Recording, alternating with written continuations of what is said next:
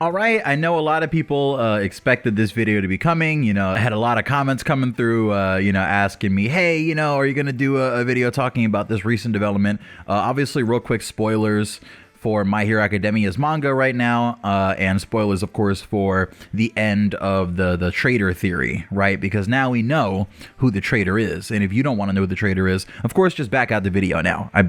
Understandable. But okay, so we recently did a video on whether or not Aoyama was the U.A Traitor, right? And in that video, I pretty much suggest, go watch the video. I think it's a pretty good video, and so do a lot of you, so thank you very much. But go watch the video, and by the way, this video is going to be a very just relaxed, talking, real quick video. I wanted to talk about this. I don't really have any structure or anything, but I just felt like I should talk about this, of course. Outside of like a chapter review, right?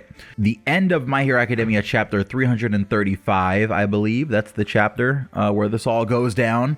And we have All For One revealing that Tooru Hagakure is the U.A Traitor. Now, in my last video, or in my Aoyama Traitor video, the way that I pictured it going down was Aoyama's the traitor. He got his quirk from All For One. And during USJ, he gets teleported to meet All For One or something, or, some sort of thing happens where they give him a tracker or something, and then he gets sent back at the end of the USJ incident. But unbeknownst to everyone there, Hagakure, or Tooru, right, the Invisible Girl, is also there, right? She got teleported along for the ride by accident by Kurogiri, which would explain why those are the two characters that we don't know where they are in that incident. And now we find out that it's Hagakure who's the traitor. Now, the wording in the chapter does kind of leave it a little open if you want to be a stickler, right? And say that maybe Aoyama, or, maybe it's the both of them still, or something like that. There is a little bit of like open room for that, because he says that he has friends to spare. So that implies that there's more than one friend to spare, right? But I just think that it is just Hagakure, and somehow Aoyama is worked into it. Now, maybe that's me not wanting to let go of Aoyama's traitor theory or whatever, but I do think somehow he is either aware of Tooru being the traitor, or he was involved in some way, shape, or form, right? Because people really thought, for some reason, that Horikoshi forgot the traitor plotline. Right? Like you saw that for so many years in this, like the 7 years that we've been doing this. People really thought that Horikoshi just dropped that plot line. Someone spread a rumor online that he actually forgot about it and dropped it or something. And then every time I would talk about the traitor or anything, you would have to deal with those comments and stuff, right? And it's like, no, he didn't drop the plot line. Like, there's little sprinkles here and there that it's still relevant. Like when we left off with it, it was left off open-ended. It's not like he's very meticulous. You know what I mean? Horikoshi is a very meticulous writer, and he's the kind of person who, like, he doesn't generally do things the normal way. Let's say, right? Like the way that everyone wanted this reveal to go down, right? Let me tell you. They wanted, one, Tooru to get more focus in the story. And for her to be super friendly with Deku and the other characters and be very close so that we can care about her, right? And go off on just all this stuff about herself and really draw attention to herself so that we as the audience can care about her. And I think that's a very narrow-minded way of seeing it, because obviously then that opens up like the potential for one of those, oh, actually, never mind, I'm not the traitor anymore, All For One, I bonded with UA. And I think that's kind of hammy to do that. I would rather the traitor actually be the traitor and stick with that, you know what I mean? But I really feel like that's just like kind of wanting things to be one way, where I feel like Horikoshi, his intention was, I'm going to have there be a traitor, and I'm going to have that person be very efficient in their role. They're not going to draw a whole bunch of attention to themselves. They're literally invisible. Like anytime that anything goes wrong, they have plausible deniability. And I was trying to explain this to a couple of friends earlier, but like, because she's invisible, because she is the obvious choice, and that's a lot of people's problem, that she is the obvious choice and there's no reason to care about her. But because she is the obvious choice, there has been so much like deniability caked into that. I've had arguments with people about whether or not Tooru was a traitor, or whether or not like it made sense that she was the traitor, and they were just like, well, she was invisible, so like it was obvious. Well, I mean, for the longest time, people were saying that it's too obvious, right? Like, it can't be her. It's obvious. Why would you make the Invisible Girl the traitor? And now that it's the case, everyone's going, it's insanely obvious. And it's like, there was years and years and years and years of people theorizing. You know what I mean? Like, it wasn't just me coming up with the Aoyama theory. Everyone kind of had ideas on who it was. Most of the fandom thought it was Kaminari, but all of a sudden, it was too obvious that it was Tooru. Or now it's a problem that the spy did spy things, you know, like they stuck in the background and used their invisibility like anyone else would, like as a tool. And also, if quirks affect your personality like we know that they do, why would the Invisible Girl draw attention to herself? Why? I just don't understand why people want the spy to be a less effective spy. You know what I mean?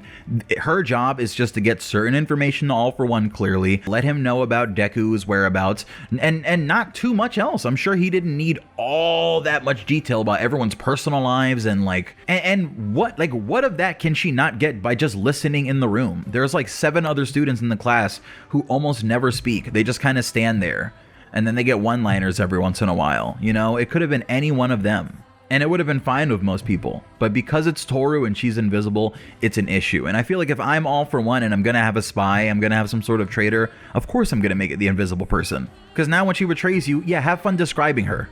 Good luck. So I don't know, I feel like I tend to be a little negative on certain things that happen in the story, especially like within the last couple... The last little bit has been a little rough, outside of the Star and Stripes and Shigaraki stuff. I think the last bit has been a little iffy, I'll say.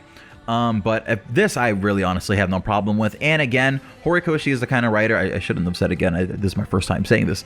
Horikoshi is the kind of writer that he's not going to do it the way you want him to do it, right? Like if he's going to set up a plot line and he knows I'm not dealing with this plot line until later, but I have to introduce it now so that it's not out of nowhere later. He's going to sprinkle in little bits of the plot line throughout the story, but he's not going to keep bringing it to the forefront completely and like repeatedly doing that so you're like just constantly aware of it. No, his kind of thing is he's going to lay this mystery out, or he's going to have this thing go on, and it might even fade completely into the background of the story to the point where you forget about it. But sometimes that's kind of necessary for mysteries, right? Like you set up a mystery and you want people to completely forget about every aspect of it. And the people who are paying attention to it, they're going to pick up on the small clues. But Horikoshi handled the traitor plotline so efficiently that people like All Might and like several characters within the universe were convinced that there was no traitor. And only the smart people like Nezu, you know, us 400 IQ brain people who are following the clues, still believe that there was one. It didn't make sense that there wasn't one. There was things that didn't add up, and that wasn't going to go nowhere. So just like all the hints about Tooru being the traitor went somewhere, I think all the oddness about Aoyama and the things that don't add up are also going to be relevant. Because if Horikoshi remembered everything that happened with Tooru and, you know, to make sure that that all led somewhere, I'm sure that he would do the same with Aoyama, who of course is pretty much Toru's like team partner, right? They have all sorts of combination moves. They're always very closely associated with each other. I'm sure that's not for nothing. I'm sure he was just keeping those two tucked to the side until it was their time to actually be relevant in the story. And that's the kind of writer that Hori is. Everyone has their time, right? But before your time, you're only going to get a couple sprinkles, you're only going to get a couple moments, but when it's your time, you will get your focus. And it's finally time for the traitor plotline to get the actual focus that I think we all think that it deserves, and I'm going to be interested to see what happens from here, because a lot of people are judging this reveal, right? But it's only been revealed to us, the audience. Like only we and I guess Shigaraki and, you know, All for One know who the traitor is. But the actual weight of this reveal, the actual thing that is going to make us care, that's going to make it matter, because everyone is saying, why do I care, right? Why do I care if it's Tooru if I have no reason to care about her? You care because the characters care. Like regardless of whether or not we have gotten focus on Tooru, the other characters in Class 1A care about Tooru. And also, regardless of whether or not how much they care about her, they care about being betrayed. You know what I mean? Like they care about there being a traitor and the effects of what a traitor can do. Like I'm sure it would be pretty devastating if Tooru let in All for One and the villains or some high-ends or did something like that, you know what I mean? Or disabled some of the heroes or foiled their plan. Like that is when we're actually going to feel the weight of this reveal, when the students find out about Tooru being the traitor. So right now I feel like I would hold off on trying to instantly judge this as a bad, you know, this is bad, this is so weak, you know, this is really anticlimactic.